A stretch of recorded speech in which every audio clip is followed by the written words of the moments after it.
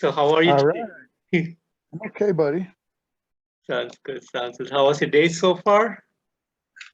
It's been pretty nice. Not doing too much today, just sending some emails and stuff like that. Oh, sounds good. Sounds good, Sunny. So, Sunny, on September 17th, you're releasing your new album, Snake Pit Therapy. So, can you tell me a bit about the songwriting and the production behind this album?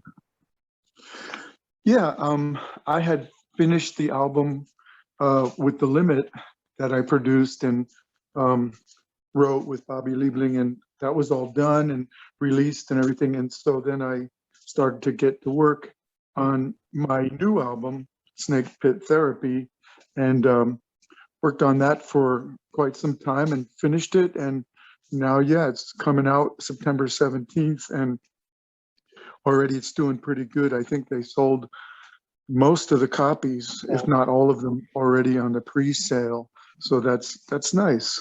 yeah, sounds amazing. And this 15-track album, did you put some kind of theme or concept behind this album? Not really. I just, made songs how I feel in the Mm, moment. There were a couple. I did want to um, create some kind of affirmation in mm, some of the songs. I didn't want. I mean, my music usually has some kind of desperate feel in it, or sort of a disenfranchised mm. um, aspect to it.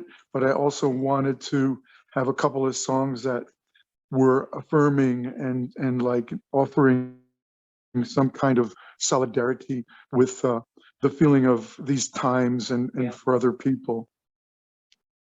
sounds good. And this album was really amazing. I had the opportunity to listen to the album in complete. It was fantastic. So, as an artist, how did you feel about the outcome of this particular album? I really liked it. It seemed to have some a certain kind of depth to it and texture, and I was also very pleased that Paulo Vieira, Yeah. the friend of mine who he engineered the Limit album, Paulo mixed this album, so I was in good hands in that case as well. So I'm pleased with the sound. Also, for the vinyl lovers, Yeah. one of the staff from Svart Records Mhm. was personally present when the guy cut the vinyl in Helsinki, and there's a really good guy there that makes the vinyl sound, really full and nice. Yeah. So I'm pleased with the sound and pleased with the content. Awesome. Awesome. And do you have any plans on the release day? On the what? On the day of the release, do you have any plans that you have put up?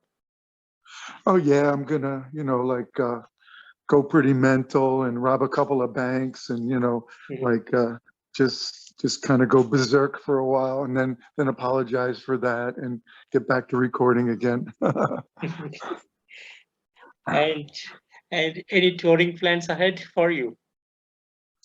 I had some before, but this pandemic stuff is making it harder and harder for people to do anything. So at the moment, I don't have any plans. Mhm. Good. And and sorry, would you like to share some of the great moments that you had? You have it's been a long history for you. So do you have any great moments that you want to share with the magazine today? Just like great moments over time. Yeah, let's see. What kind of, I don't know, like I know that just what comes to mind in the moment, like when we were younger and we played these clubs like Max's Kansas City and CBGB's, there was a group called the Cramps, and they CBGB's had like a audition night. Like Yeah. Billy would have bands on stage and Mhm. play their hearts out, and he would say, "Oh, go home and practice some more, and come back next week again and do another audition." He was doing that to the Cramps, and audition night was usually, I think, as I remember, Tuesday. And so he kept telling the Cramps, "Yeah, it was okay. Come back next week." And the Cramps, the Cramps would come back next week, and it got to the point to where the auditions the Cramps were doing had more people there than some of the weekend shows that Billy was presenting. And the Cramps were like suddenly going, "Hey man, what's going on? The place is packed and you're still telling us to come back next week for audition night." And so they finally insisted that they get real shows, and that was going along. But then what happened was they were playing real shows, and like the Cramps were very styled, kind of a cool looking band.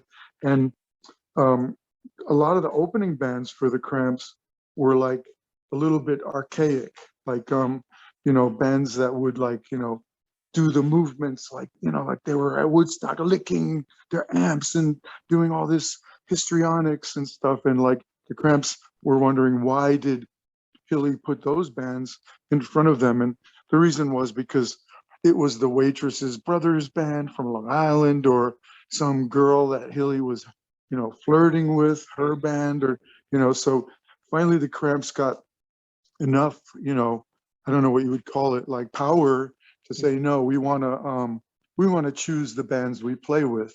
And Testors, my band from back then, was we were, playing on Mondays and Tuesdays, and those are, also pretty like, tough nights at first. But then we started to get more notice when the Cramps requested to play shows with us. So we played a bunch of shows with the Cramps, and at first they did open some doors for us. So that was pretty nice. And yeah, that was something that came to mind when you brought that up. Thank No.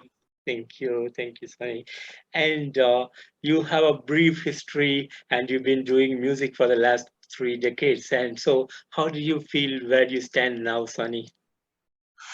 Well, when you say 3 decades, I suddenly felt very old, but I'm pretty fit, like a lot of my friends, like they took drugs like it was an everyday lifestyle, and I wasn't like, such a prude. I have done drugs and I have done, partying and stuff, but I did not ever let it, get in front of the music. I didn't turn it into a lifestyle. So I think that I'm pretty lucky because I'm still pretty fit, and have kind of I still have a kind of a desperate attitude, and I haven't um, I didn't have the kind of success that a lot of other people had. So I don't have a certain kind of solid ego where I think everything I do is just God's gift to everything, and then it becomes like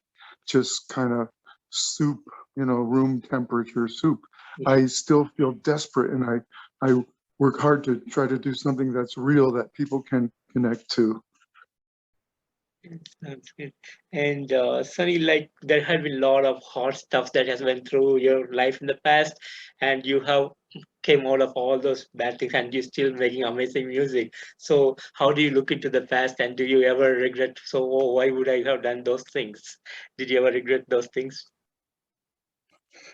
Yeah, there's a lot of, it's kind of strange because there's a lot of things that I regret, but I've had a lot of good luck too. Like when I was a kid, I was kind of tall for my age. I was already fed up with school, Yeah. and so I hitchhiked away from school when I was only 13 years old, which is shocking to me to think of, because when I see a 13-year-old kid now, I go, holy shit, they're not grown. Their fingers are small, they're little.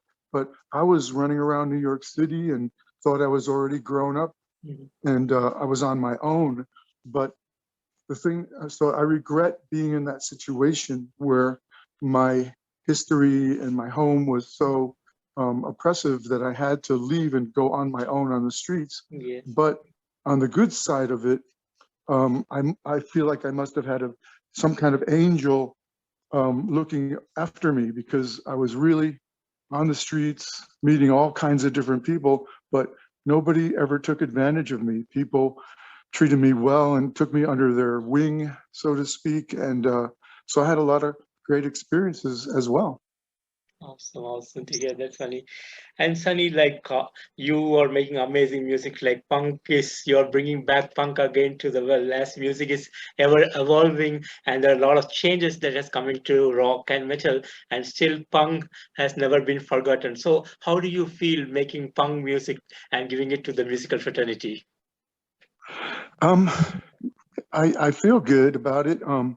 I just, like I just kind of do music that is kind of raw, and Yeah, so it falls into the punk category. Um, we never really called ourselves punk. I didn't refer to the word punk at all in the early days.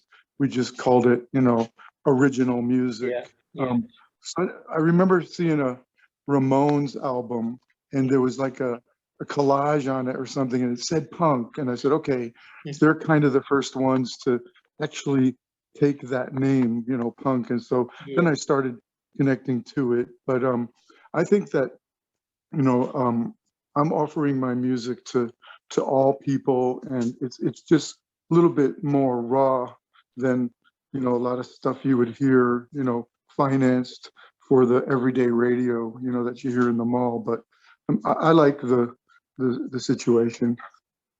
sounds great. Yeah, Sunny. And Sunny, finally, what would be the message for the fans around the world? Well, just basically to hang tight and to, hopefully can make it through this crazy times, this pandemic stuff. I always encourage my friends that even though things are limited and difficult nowadays, that they should try to somehow get some joy, Mm, you know, joy out of their existence. I do a I do a lot of complaining, in my music, and I always have, and I do live in a kind of I don't know what you would call it, like a bubble or a cave or something. I remember once in Minnesota, there was a young girl, and she was interviewing me. She said, "Oh, mm, I'm sorry, but the guy who usually does the radio interviews, he's not here mm. today, and maybe you don't mind it. It's my first interview, and I'll interview." And she was very nice, but she didn't know, like what my life was like really. Yeah, So she was asking me questions, like she's going like, "Oh, okay, Sonny, it's July and it's beautiful out, and this all the kids are um, riding bikes and going around the lake and having picnics, and don't you think that's great?" And I said, "Yeah, that's great, but I'm usually in a mm, studio, yeah. And then she said, "Okay, music. When you were in school, did you play in the school band?" I was going, "Sorry, sweetheart. When I was in school, I was often in trouble." It's like, so it was unfortunate because all the stuff she asked me, Yeah, even though she was super sweet, mm, she didn't have a, kind of a concept. yeah, So, but I was cool with, how I existed. Like I would be in my studio, and I remember I would come out, and there would, in the hallway, there were some snack machines and people. And one time I came out of the studio and I said to a guy, I said, "Hey, what time is it?" And he said, "Oh, it's 3." And I said, "Yeah, but 3 in the afternoon or 3 in the morning?" mm, And that's kind of how I got lost in the music and yeah, lost in the studio. And so that's kind of like my joy. That's how I live.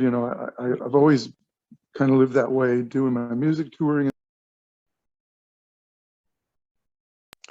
Even just the point being that people should find something in their daily life, or yeah, their life, that they can enjoy, that they can get something out of this life, because there's so much stress and there's so yeah, much arguing and conflict that it seems like people are all tied up in this confusion and not able to feel good about anything.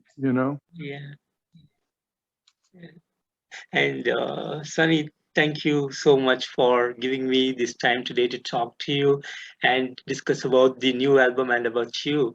And thank you so much for putting up a new album, an amazing album, Snake Pit Therapy, this year. And thank you so much for the love for music. And thank you so much again for your time today, Sonny. Okay, buddy. Will this be on YouTube, or will it be in text on like an article on the website or something? It will be both on YouTube as well as an article in the magazine. Oh, great. Okay. Well, I'll look for it. And All right. thanks for your questions. Yeah. What, Yeah. thank you. Yeah. Thank you, Sonny. You have a great day ahead. Bye bye. Bye-bye, buddy.